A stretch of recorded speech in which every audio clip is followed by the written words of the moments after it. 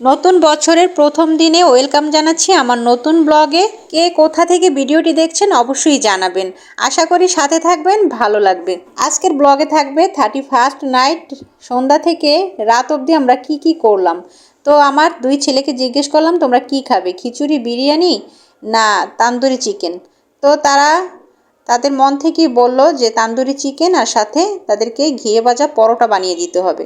তো অমনি আমি সব কিছু মাখিয়ে রেডি করে ম্যারিনেট করে রাখলাম, আর এইদিকে পরোটা বানাতে শুরু করে দিলাম। তারপর 2 ঘন্টা ম্যারিনেট করার পরে আমি চুলায় বসিয়ে দিলাম তান্দুরি চিকেন।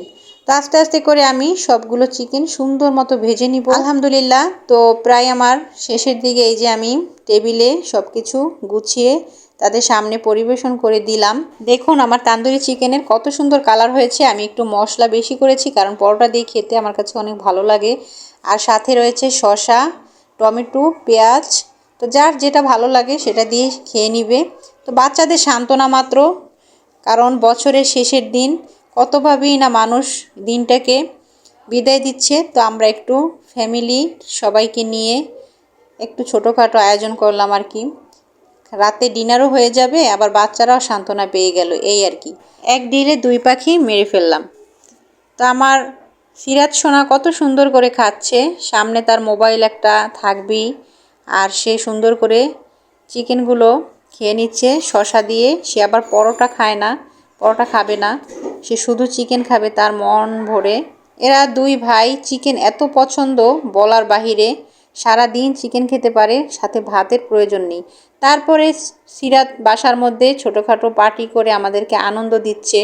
সে সাউন্ড বক্সে গান বাজিয়ে সে নাচছে।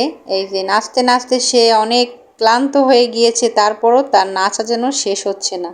কারণ আমার চারপাশে সকল বিল্ডিংয়ের ছাদের উপরে পার্টি চলছে, গান, তারপরে তারা আতশবাজি ফুটাচ্ছে, বিভিন্ন রকম লাইটিং। এগুলো দেখে বাচ্চারা আসলে ঘরের মধ্যে ঠিক থাকতে পারে না। তো এদেরকে তো বের হতে দেইনি, সাইফের দাওয়াত ছিল ওর বন্ধুর বাসায়। তো ওর বাবা রাতে ছাড়তে সাহস পায়নি, কারণ অনেক রকমের বোমা ফাটাবে, আতশবাজি, এগুলো বাচ্চাদেরকে না দেওয়াই আসলে ভালো।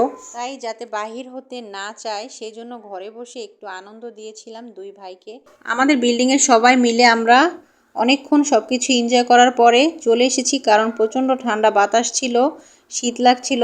তাই সাইফকে নিয়ে আমি নিচে চলে আসলাম এবং ঘরের ভিতরে এসে আবার এরা আনন্দ ফুর্তি করেছিল।